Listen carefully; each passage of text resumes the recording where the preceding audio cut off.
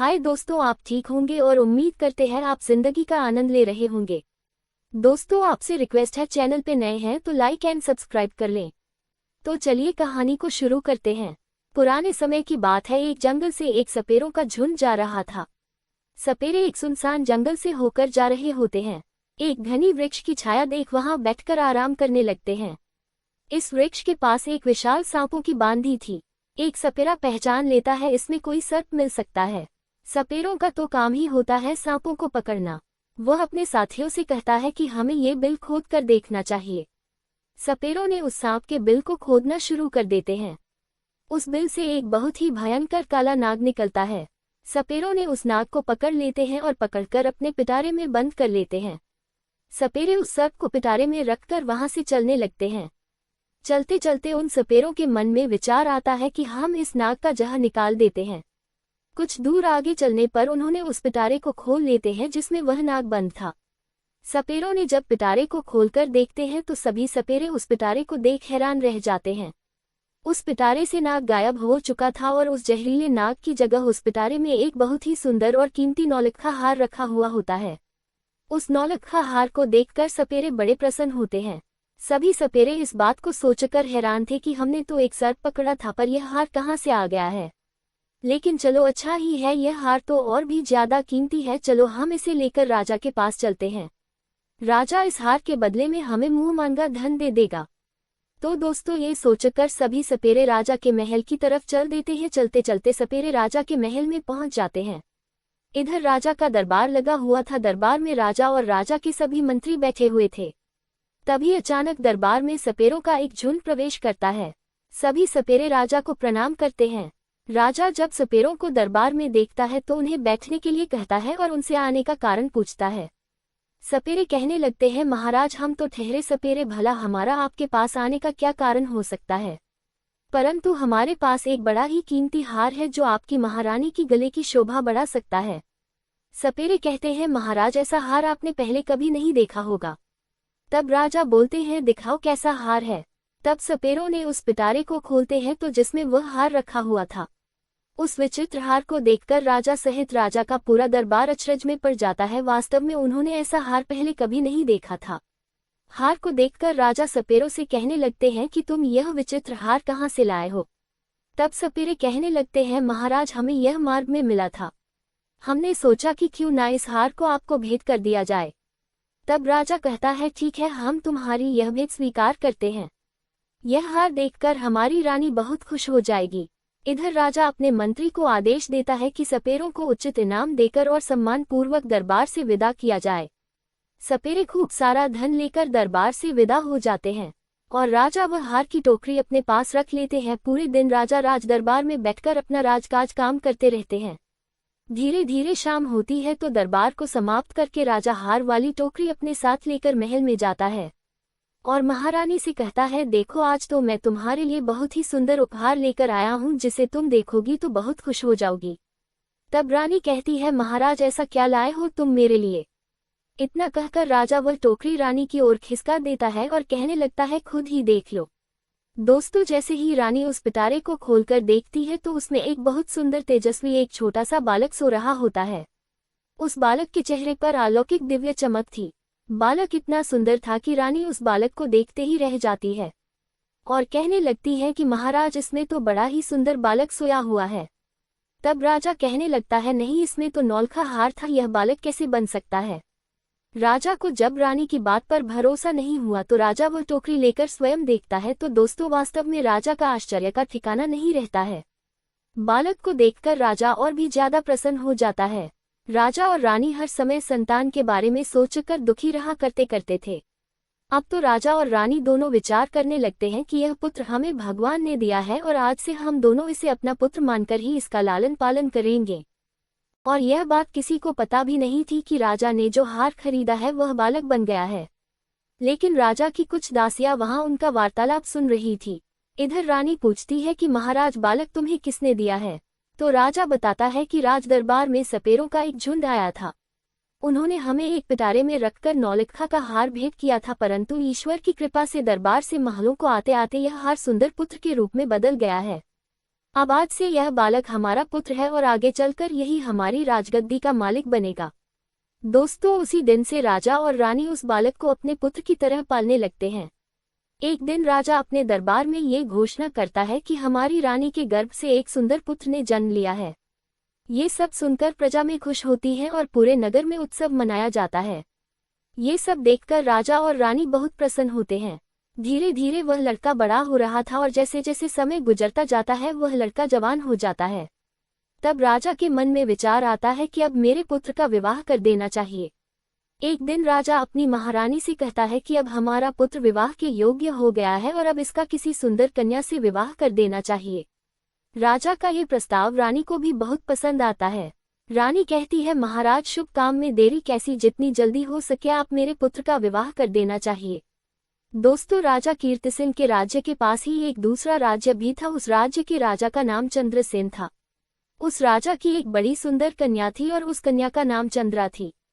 चंद्रा को राजा ने अपने आचार्य से समस्त विद्याओं का ज्ञान करवा रखा था, इसीलिए वह कन्या 16 विद्याओं को जानती थी। राजा चंद्रसेन भी विचार करने लगता है कि अब मुझे अपनी पुत्री का विवाह कर देना चाहिए।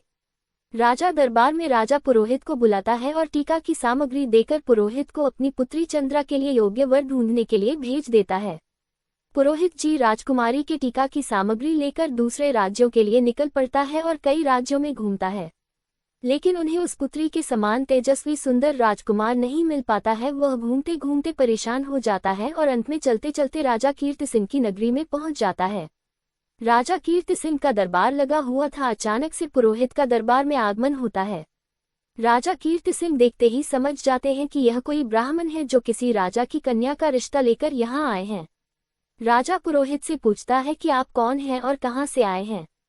तब पुरोहित कहता है कि महाराज, मैं राजा चंद्रसेन का पुरोहित हूँ और उनकी कन्या चंद्रा का टीका लेकर आया हूँ। हमारे राजा की कन्या राजकुमारी चंद्रा बड़ी ही रूपवान और 16 विद्याओं में पारंगत है।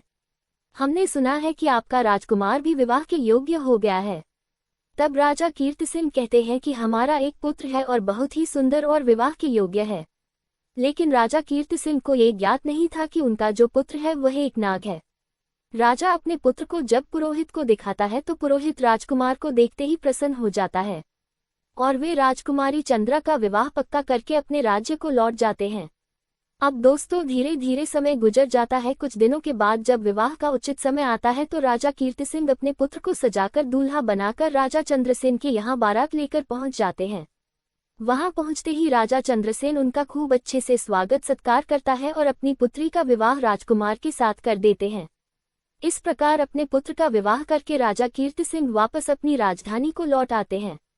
अब धीरे धीरे और समय बीत जाता है। एक दिन रानी राजा से कहती है कि महाराज, अब हमें राज्य की बागडोर हमारे पुत्र के हाथों में सौंप देनी चाहिए, जिससे पुत्र को भी राज्य चलाने का अनुभव मिल जाएगा। ऐसा सुनकर महाराज कीर्तिसिंह ने अपने पुत्र को युवराज घोषित कर देता है। अब राजा कीर्तिसिंह निश्चिंत होकर अपने महल के रहने लगता है। राजकुमार बड़े अच्छे ढंग से राज्य का संचालन करने लगता है। दोस्तों, एक दिन की बात है। राजकुमारी चंद्रा को उसकी दासी एक बात कहती है। वह कहती है कि राजकुमार को पूछना कि तुम्हारे माता पिता कौन है।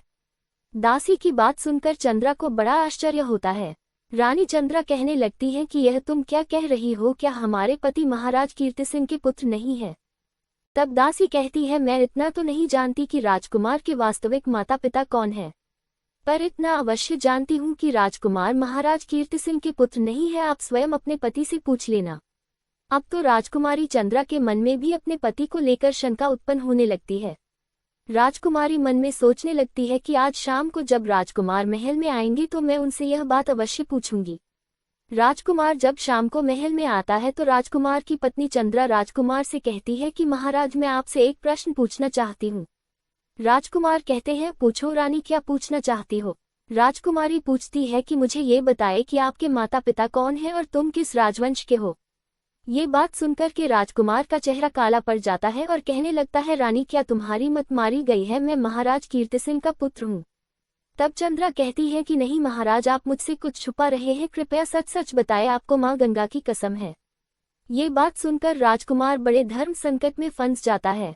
राजकुमार सोचने लगता है कि आज किसी न किसी ने इसके मन में ये प्रश्न पैदा किया है, इसको जरूर किसी ने बहका दिया है और यह पूछे बिना मानेगी भी नहीं।